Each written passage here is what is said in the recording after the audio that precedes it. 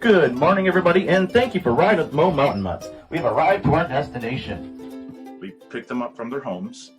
We're waiting for the bus. Good morning, Amaru. Good morning, Jake. Good morning, Bama.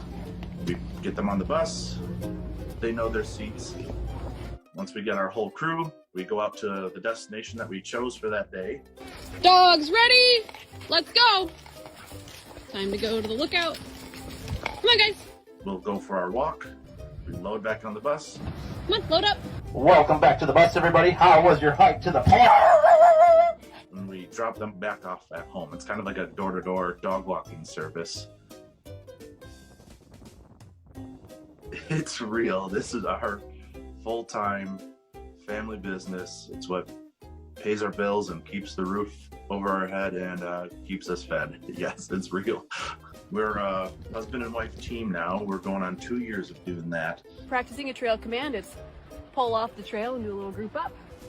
When I do that, I point to it and I say, here, good dogs. Very good. Break. She had been posting on media for this whole time. It was her way of kind of letting the clients know where she went with the dogs, who are they walking with. And she had like a little bit of people kind of following her page here and there, but then we got the bus and it just exploded.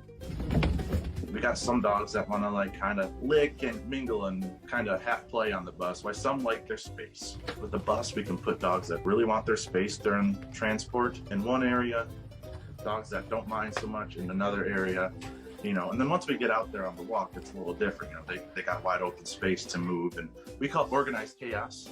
Everybody check on their trail, buddy. All right, let's go.